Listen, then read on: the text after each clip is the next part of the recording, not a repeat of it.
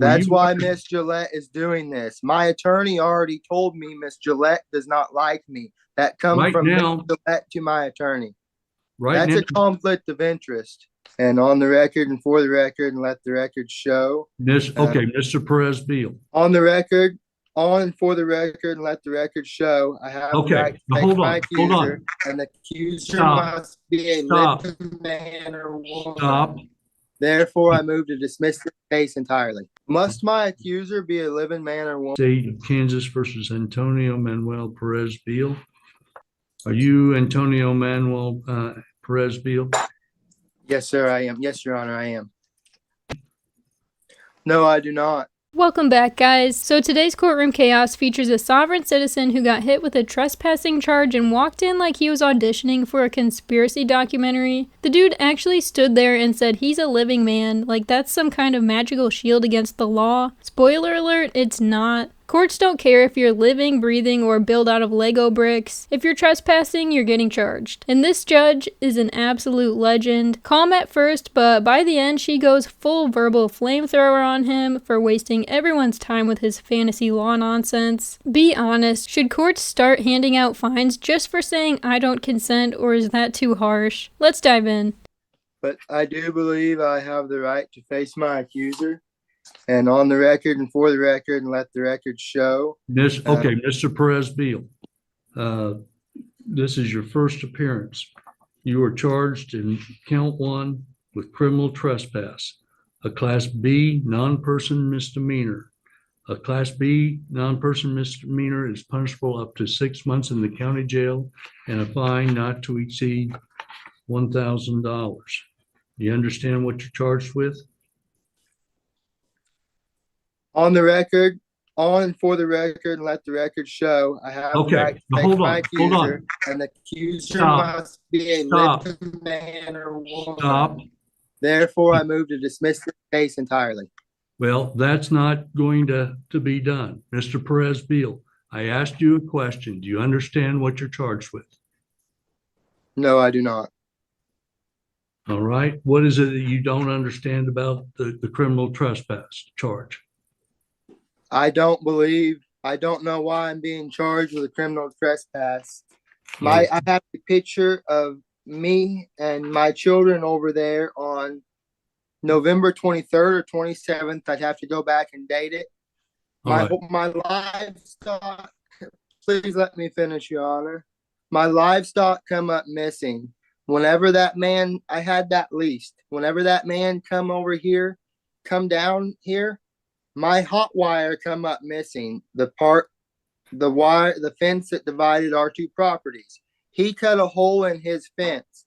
I have a witness who is a neighbor stating that he's seen a young man and a young woman out there removing that hot wire.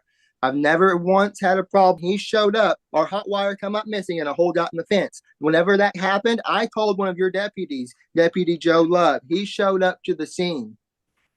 All right, Mr. Perez-Beal. I have a right to look for my missing livestock. Mr. Perez-Beal, I am filing an interlocutory appeal.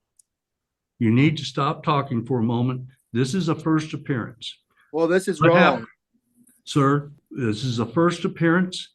At that time, what I do is I go over the charges, what the potential penalties are, and try to explain to you your rights. Please do not interrupt any further. Do not go off on tangents. I'll have some questions for you that you'll need to address. This guy really walked into court acting like he was the judge, the lawyer, and the Constitution all rolled into one. He's throwing around random legal buzzwords like he just skimmed a Reddit thread and decided he's ready to defend himself in the Supreme Court. And the wildest part is that he talks over the judge like he's the one in charge. Like, sir, you're one I do not consent away from getting escorted out in cuffs. The patience this judge has is unreal, because if someone tried that mess with me, I'd be hitting that gavel like it owed me money. First of all, in regards to your rights, you have the right to a trial, either to the court or if you request in writing a request for a jury trial. At a trial, the state has the burden of proof. The burden of proof in a criminal case is beyond a reasonable doubt. At a trial, you have the right to be represented by an attorney or to represent yourself. You understand you have the right to, at a trial, to cross-examine the state's witnesses and to call witnesses on your own behalf. You may use the court subpoena power to be sure that other witnesses appear. Do you understand these rights? Yes, sir. All right. Now, at a trial, beyond the right to cross-examining the state's witnesses and calling witnesses on your own behalf, you have the right to either testify or not testify as you see fit. If you choose not to testify, then then that cannot be considered against you into determining if you're guilty or not guilty. Must my accuser be a living man or woman? Okay, Mr. Perez-Beal, I'm not sure where you're getting this. The Sixth Amendment.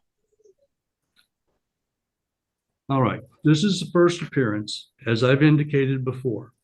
Now, if you wish to be represented by an attorney, you can hire one or you can apply to the court if you choose. Let's take this to trial. Jury, I want a jury trial. All right, first of all, let's answer the question about the attorney. Are you going to represent yourself or are you going to hire an attorney? I will, at this point, I'll represent myself. And if I have the fine. You blocked out, Mr. Perez-Beal. Can you hear me now?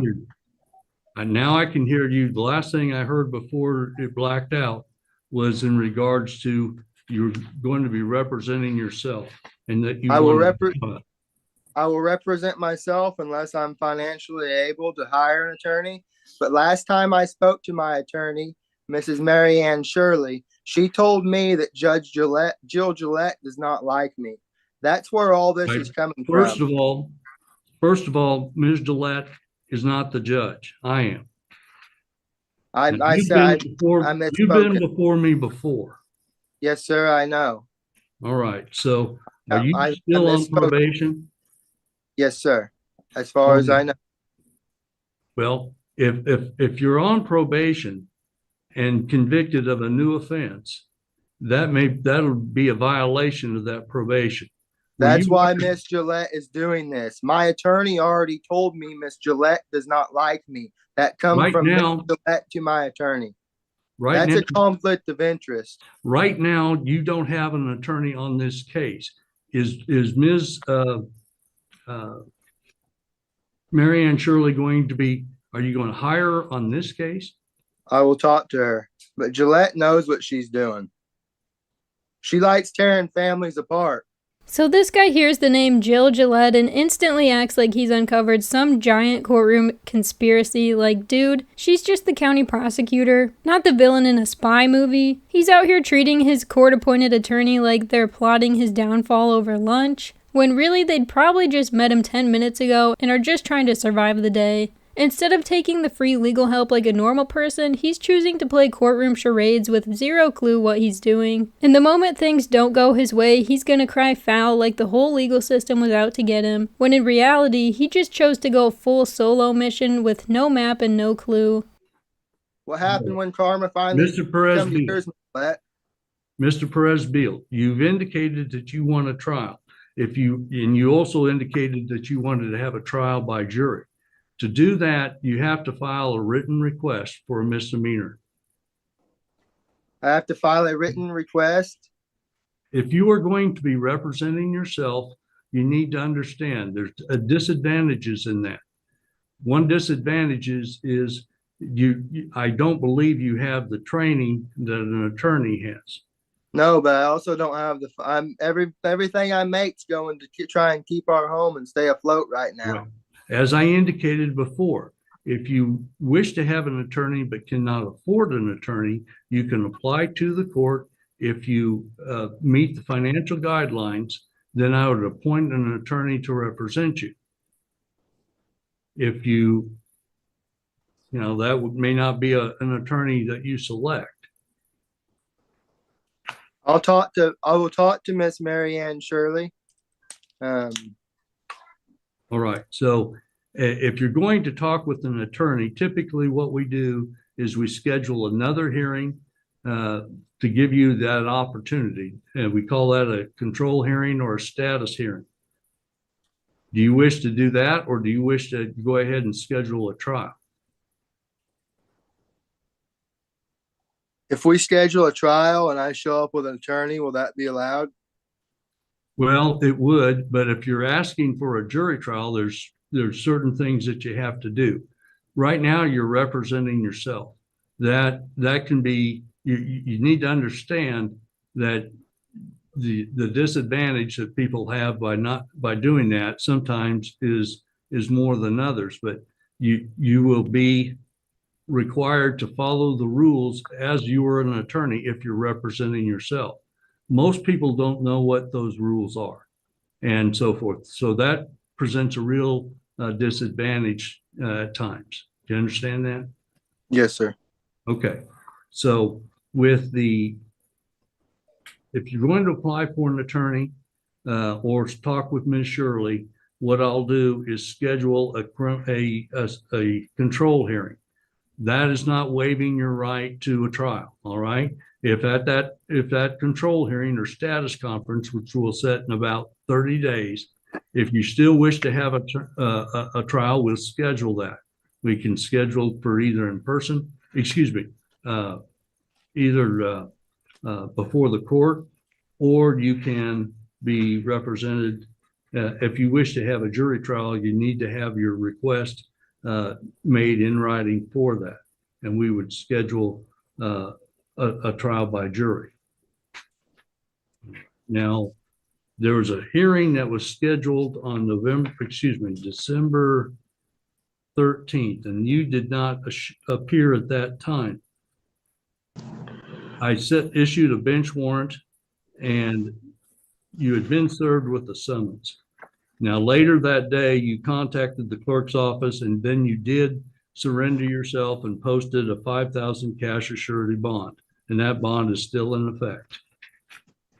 All right? Yes, Your Honor. So Yes, Your Honor. need to be sure that you appear as directed for later hearings.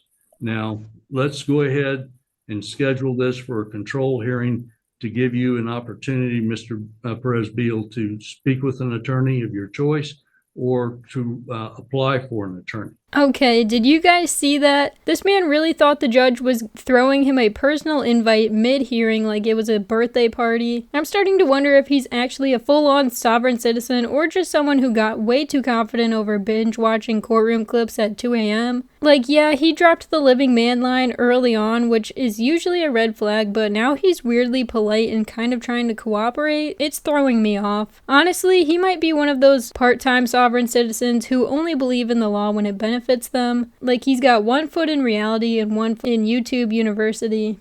Please do not wait until the last minute to do that here, if you're going to apply.